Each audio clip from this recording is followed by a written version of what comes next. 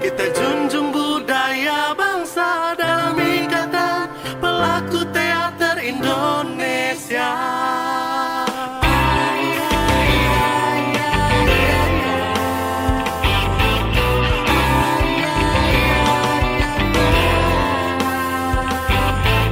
Bersatu kita ciptakan keindahan bersama dalam kehidupan, menjaga kebudayaan, menjunjung tinggi rasa memanusiakan manusia, bersatu dalam pelaku teater Indonesia. Berteriaklah, jangan pernah kau menyerah. Di teater kita belajar tak kenal lelah. Tetap berdiri seperti sang matahari. Semangat tak pernah berhenti mencintai negeri ini. Dengan teater kita bela Indonesia, dengan teater kita jaga Indonesia, bersama pelaku teater Indonesia.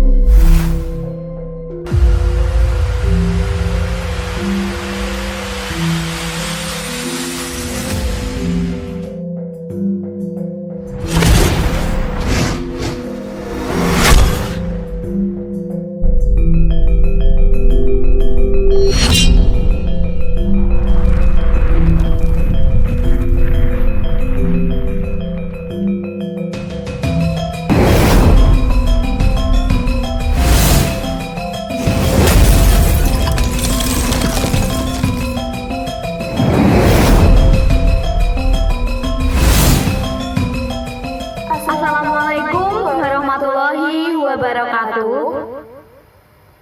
Selamat malam. Salam sejahtera, Om Swastiastu, Namo Buddhaya, salam kebajikan. Rahayu, Rahayu, Rahayu. Salam budaya. Lestari budaya.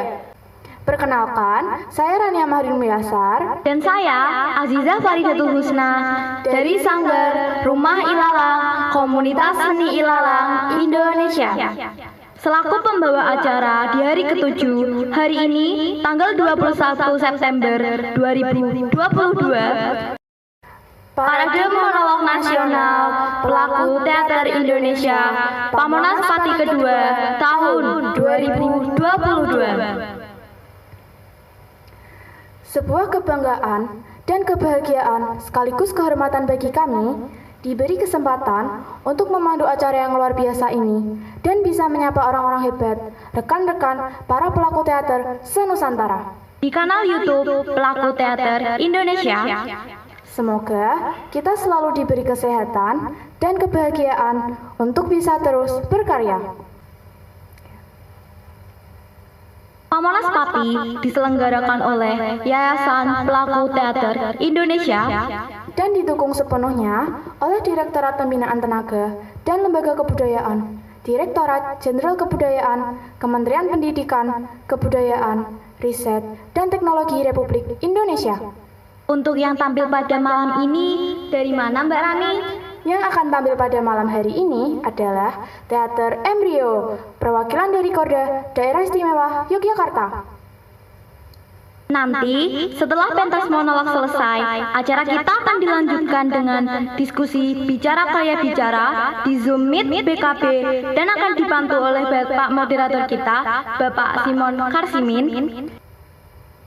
Segera kita akan menyaksikan pentas monolog dari Teater Embrio Yogyakarta Dengan judul Sampur Mengadu, naskah karya Alda Ing, disutradarai oleh Louis Darto, aktor Esti Mega. Sinopsis: penari yang dipaksa ibu dan ayah tirinya untuk menghidupi kebutuhan rumahnya. Dia terpaksa menjadi penari tayub yang penuh dengan pelecehan terhadap harkat martabatnya. Dengan berjalannya waktu, dia diperkosa ayah tirinya. Bahkan, setiap kali dekat dengan pemuda pujaannya, si ayah tiri selalu sinis dan melarangnya. Berkali-kali dia diperkosa, hingga pada titik kulminasi kemarahannya, dia menghunuskan pisau tepat di jantung si ayah tiri. Dan penjaralah tempat dia mengadu, walau tak pernah ada penyesalan.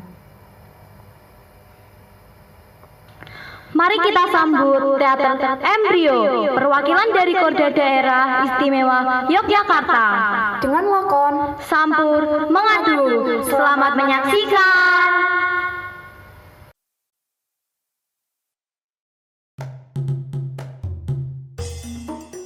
Tolong jangan tangkap saya, Pak. Jangan. Ampun, Pak. Saya tidak bersalah. Saya korbannya, Pak. Jangan tangkap saya, Pak. Saya tidak bersalah. Dengarkan saya dulu, Pak. Dengarkan penjelasan saya.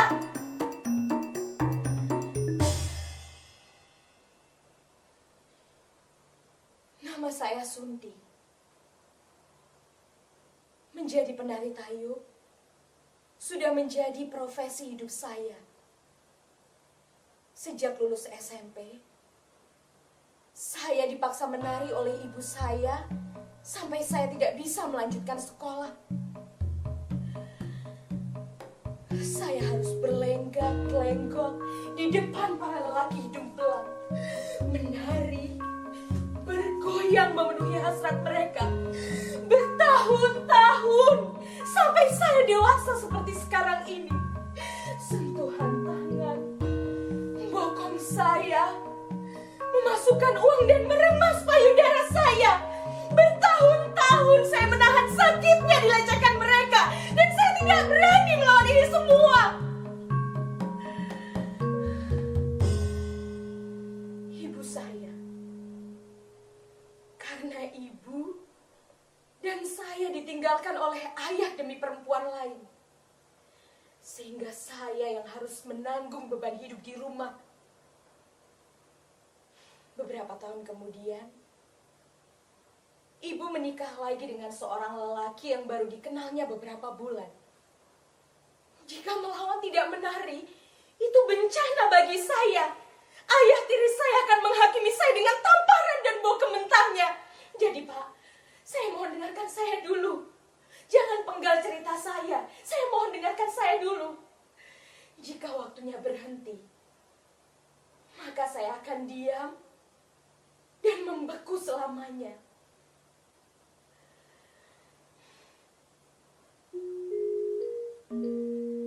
Sejak kecil, saya tidak berani keluar rumah.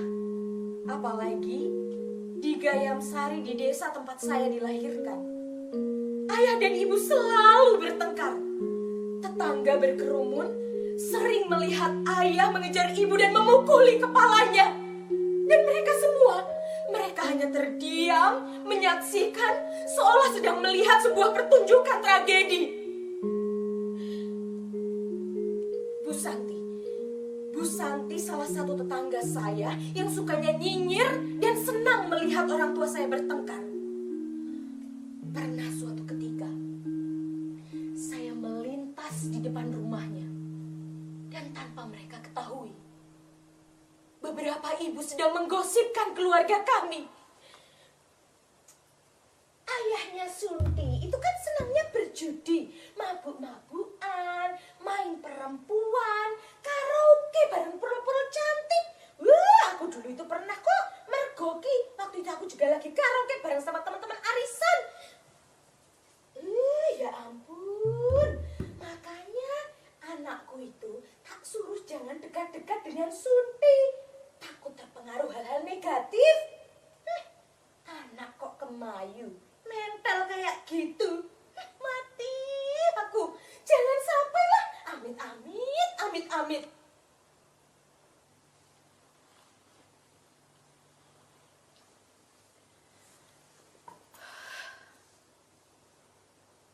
Benar kata mereka. Seharusnya kalau bapak punya uang gak usahlah berjudi. Gak usah mabuk-mabukan, gak usah main perempuan. Lihat, Pak. Lihat akibatnya bapak dan ibu bercerai. Saya yang jadi menjadi korbannya, harus menanggung beban hidup di rumah karena ibu sering linglung dan sakit-sakitan kepalanya Bapak pukul. Lihat Pak, lihat Pak, sekarang saya yang harus menanggung malu dan menanggung perasaan tidak adil pada saya.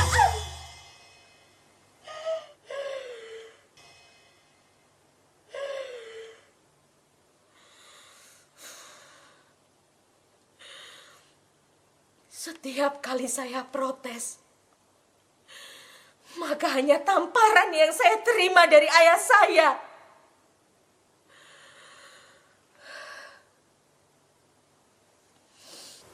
Suatu hari,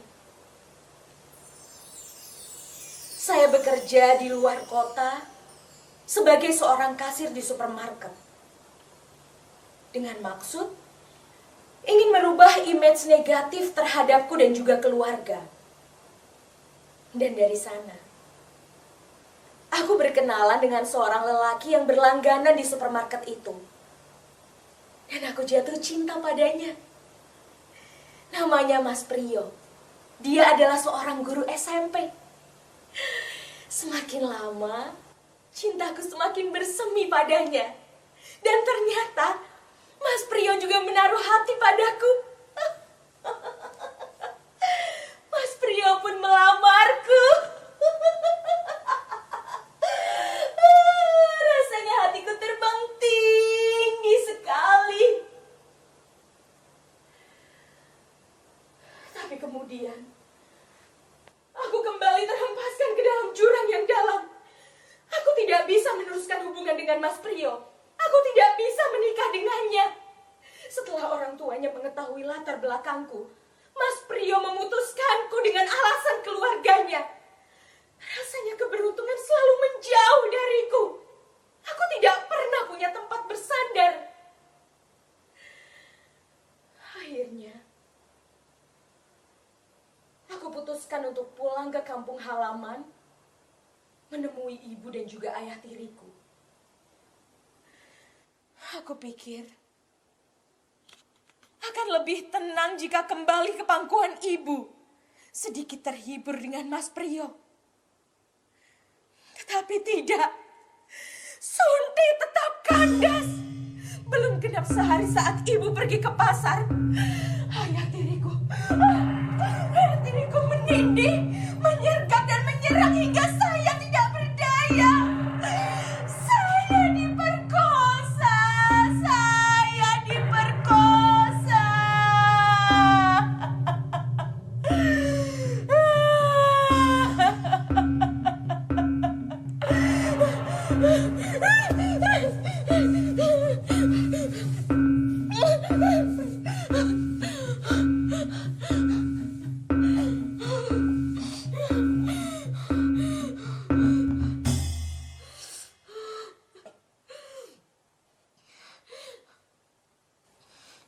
Beberapa minggu kemudian,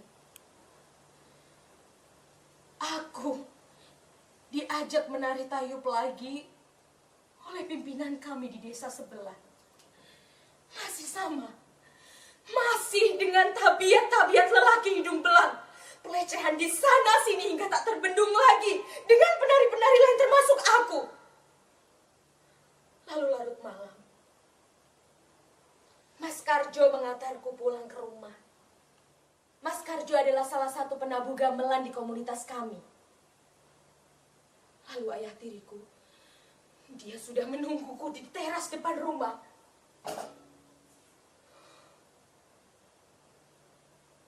Matanya merah, nanar menahan marah, nampak cemburu dengan Mas Karjo.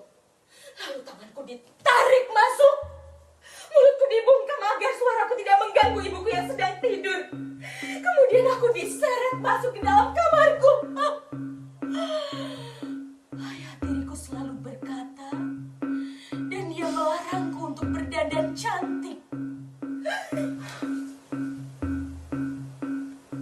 Duh, cah ayuku.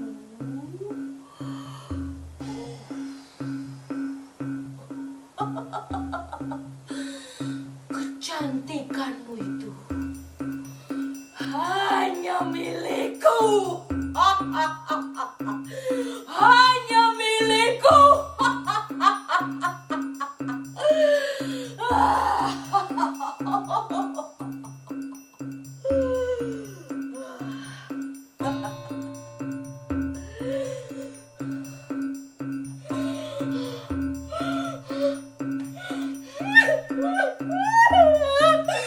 Malam itu, aku dipaksa memuaskan nafsu bejaknya lagi. Tapi aku harus berani melawannya.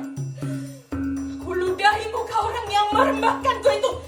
Cuh! Kemudian aku berlari ke dapur mengambil pisau, lalu kuhunuskan tepat di jantungnya.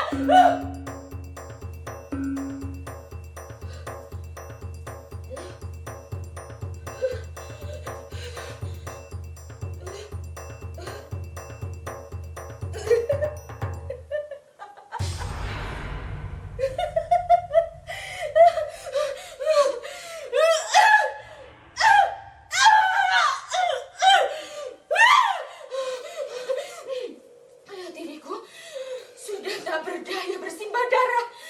Ku potong-potong tangan kanannya menjadi 3 bagian. Tangan kirinya menjadi 3 bagian. Perutnya, kakinya menjadi 16 bagian. Sebanyak pula dia telah memperkosa aku.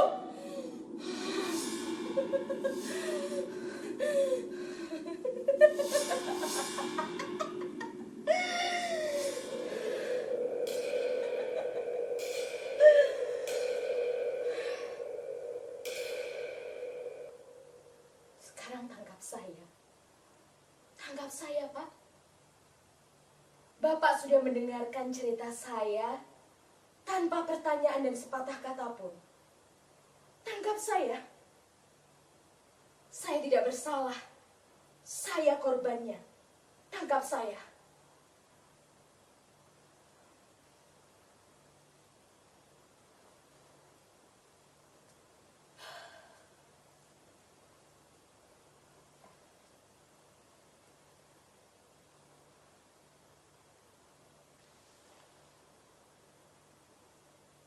Dalam gelapnya tembok jeruji besi ini, lembab, pengap,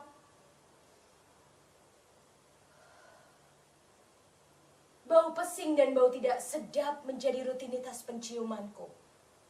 Aku hanya menunggu vonis hukuman. Jika harus membusuk sekalipun di penjara, tak apa. Aku berhak mempertahankan harkat dan martabatku. Sampai kapan aku harus merasa terhina di perdaya kehidupan? Kehidupanlah yang harus kuperdaya. Orang-orang di luar sana hanya bisa melihatku sebagai pembunuh. Mereka semua tidak tahu betapa bengisnya hidup yang kujalani. Hukum sosial menjadi goyangan hidup belang. Hukum alam menjadi remasan payudara. Matematika ekonomi menjadi perkosaan. Tak bisa diteruskan.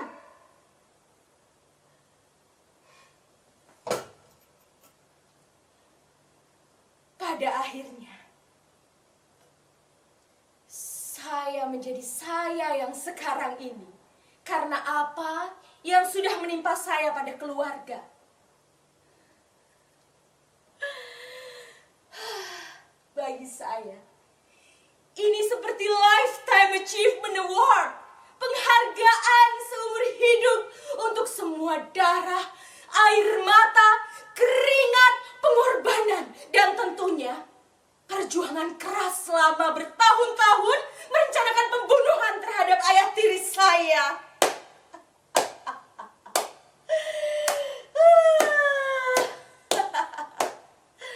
Ini prestasi kan?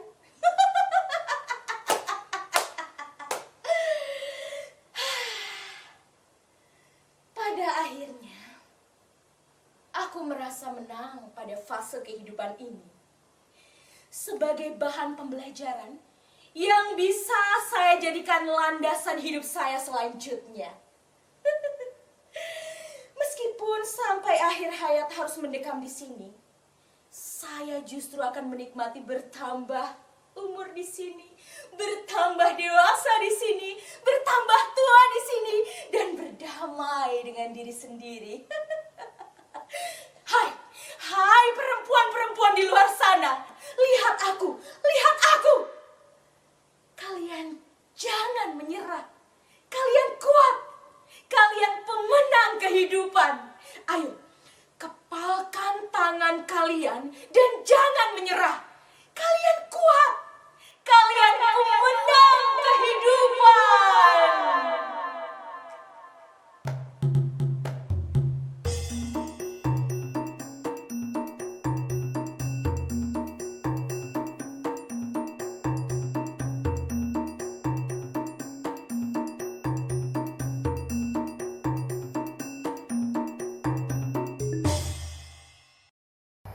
Wow, luar biasa. Pentasnya bagus sekali Mbak Rani. Menyentuh sekali. Iya Zizah, penjiwaannya luar biasa, total mainnya. Demikian tadi sajian monolog dari Teater Embrio, perwakilan dari Korda Daerah Istimewa Yogyakarta. Kita sudah di penghujung acara. Jangan lupa, besok kita akan bertemu lagi di jam yang sama di kanal YouTube Pelaku Teater Indonesia yang akan menampilkan monolog dari Yayasan Lanjung Indonesia, perwakilan dari Korda Kalimantan Timur, dan pembawa acara Dewi Ayudia dari Jakarta.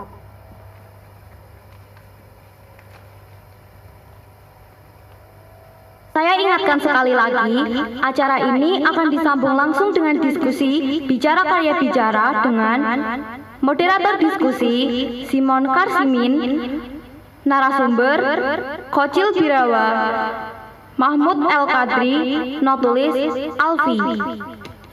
Silakan masuk ke ruang Zoom Meet PKB dengan link yang sudah dibagikan di WA Group Pelaku Teater Indonesia. Jika ada salah kata dan sesuatu yang tidak berkenan, mohon dimaafkan.